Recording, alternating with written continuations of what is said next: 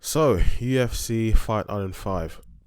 Excuse me. So, the question is now, the speculation is, was that the greatest KO from what's his name again? Buckley against Sangaye.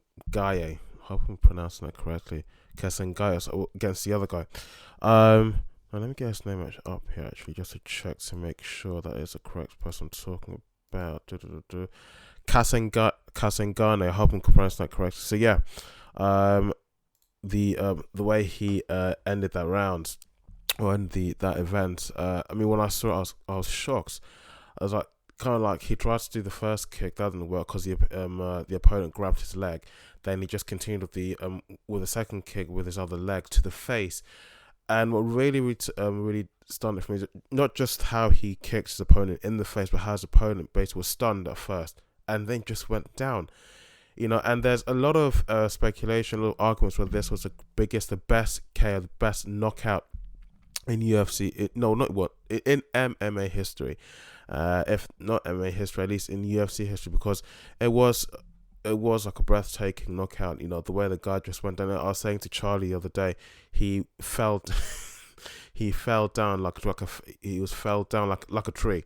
Basically, he was stunned at first, then just went down. It was just completely knocked. So you can see actually what goes on. The guy is actually knocked out, stunned, and then just he goes down and doesn't move. So I mean, and yeah, that was that was fucking amazing. Yeah, unfortunately, I didn't see the other highlights of the other fights. So I apologize for that. But I mean, everyone's talking about the main event between Buckley and Kazangai. Yeah, it was just crazy. Uh, so I also recently heard and let me say other news, a podcast that Shell Sonnen was on recently a few years back, and this on the Joe Rogan podcast. I think he kind of retells the story of what started out as a rumor, and this happened. What he was talking about happened way back in 2010.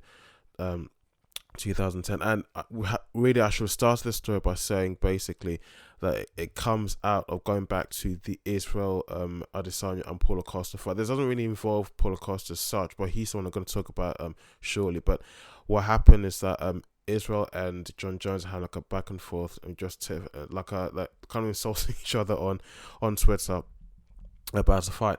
And I think Israel, as they're calling him now, the God, I keep guessing the sort of nicknames coming out now.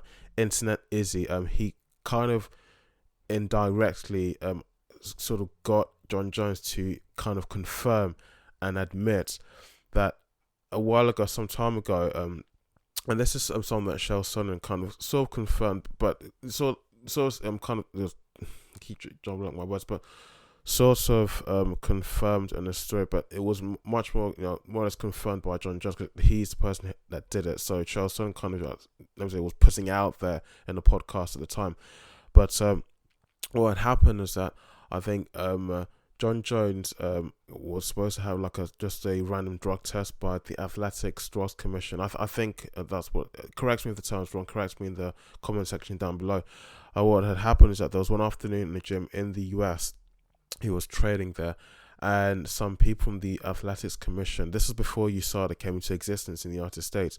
What had happened was that they were coming to the gym just to carry out a drugs test, and telling Jon Jones that they're outside, they're coming in, blah blah blah, this and that, and quickly they hide him beneath the octagon beneath the cage, and they come in, and all the people standing there, all his Jon Jones team, I'm assuming it's his team, his coach, his managers, and all other people, his friends, they all more or less cover his back and they lie for him, and they tell the guys from Athletics Commission, he's not here, we haven't seen him, so he's just not here. But these people have arrived sometime in the early afternoon, around lunchtime, midday, and so there's still about 6 to 8 hours left in the business day, as not Jon Jones, but as Shell Sonnen puts it in the podcast. And so they sit down, they take a seat, and they wait. They wait and wait and wait, but there's no sign of Jon Jones as far as they can see. And they go. But later on, I think someone must have ratted Jon Jones out, because the Athletics Commission actually found out about that. And I'm gonna kind of go on to another um area that's and before I do, I mentioned this to Charlie, and Charlie said basically, yeah, he did that because he was smoking some weed. And Jon Jones kind of confirms that too. He said that, well, I had smoked a joint earlier before those people got them, just not too long before I was training that gym that day. And I didn't want to get caught. I was afraid it would produce a positive test for taking the test that time. And DC, in another podcast he does with El Hawani, everybody knows who El Hawani is. DC believes actually no, Jon Jones must have been taking something else. He must have been taking some steroids or some sort of performance enhancing substance that would have caused him to fail that drugs test. And he also went as far as to say that Jon Jones is a good enough fighter. Why would he need to go and take something like that in the first place? So that's just something that really, when I mentioned that, when I heard about it, I was kind of stunned that athletes can do this. Although I do understand that drugs use and steroid use is rampant within sports. Outside of mixed martial arts, basketball players take it, football players take it, rugby players, tennis players, all sorts of athletes involved in any sort of sport, they do use of drugs. And commissions and organizations such as USADA, they will know. But unless if they've got a test that proves that this particular athlete took the drug, they know that no one can really say anything. So I just want to kind of mention that, because when I heard about it, I was surprised, and I mentioned that to Charlie. Charlie came back to me and said, well, he maybe took some weed, and I was like thinking, well, it's kind of childish that he would have done that. And Charlie's kind of defended Jon Jones, saying, well, why would you think it's childish? Don't you understand that if you do that in the sports industry, if you're caught using drugs or steroids or anything that it gives you an advantage over your opponent in the sport, or when you're competing, you can't be banned for a long while. He mentioned Nick Diaz, who's not been fighting for a long while. He was banned at the time because he'd been caught using a substance he shouldn't be using. So I just want to talk about that. And yeah, I want to also go back to something else I mentioned in my most recent video about Israel Adesanya. That's hopefully pronounce this properly, the gyno that was spotted on his pectoral area whilst he was fighting UFC 253 against Paulo Costa. That's chances are that possibly was steroids. And in my last video, quite a few people come back to me saying it was definitely steroids. There's no way that wouldn't have been steroids. It can't have been anything else. And Ashal Sonnen again was someone else who was kind of defending Israel Adesanya, saying, how do you know that it could have been maybe a medical condition? That even though it was brought to his attention during the press conference, Adesanya was saying, why are you looking at my titty for? I should be focusing on my performance in the cage. What you've seen me do, how I beat Costa in this fight. And I think I can safely say that I must have mentioned in my last video that Adesanya must have used steroids in that in preparation for that last fight in UFC 253. Sorry, it's a bit jumbled up, but I'm just trying to put everything out that I've been hearing in the mixed martial arts community. And on to Paulo Costa.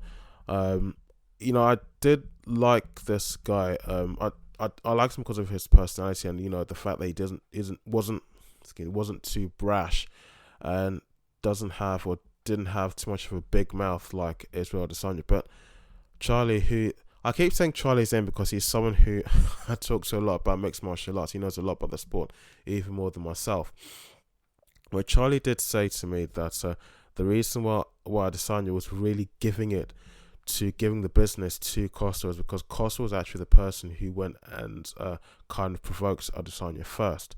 And someone else has come out recently and kind of bashed Costa for his crybabying since he lost the fight at UFC 253, and that is Anthony Johnson Rumble, an athlete at Bellator. Now, he has said that he has sparred with Adesanya on many occasions before in the past, and he's a really, really good striker, really, really good mixed martial artist. And so, credit where credit's due. He won that fight because he's a good fighter.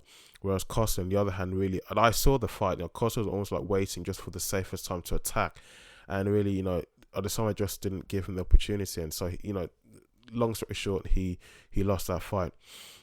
And even he's saying now, Rumble Johnson is saying that really Costa needs to just shut up, dry his tears, and just move on, get ready for his next fight, because there's no point asking for a rematch. No one wants to see that. And I was talking with my friend about this the other day. It makes sense that nobody wants to see any sort of rematch or anything like that.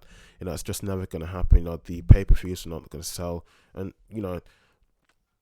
usually you make the most of the opportunity you're given the first time it's given to you, not the second time around, because the second time doesn't have that same sort of wow factor, if I can call it that.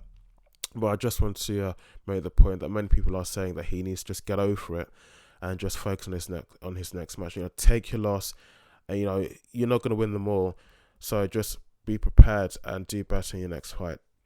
So thank you guys. So I know there's a bit of a ramble, a bit of a rant. Of course, I'm always trying to get podcasts asked on my channel just to find who's got the free time to do podcasts, so we can make it a regular thing. And yeah, if you did like this video, please do leave a like, and don't forget to subscribe if you like my content, if you enjoy it. Thank you very much. If you don't, well, I can't please everyone. You can catch me on Instagram. My name is IkeOjako1, and on Facebook and Twitter, my name is Ike Ojako. Thanks.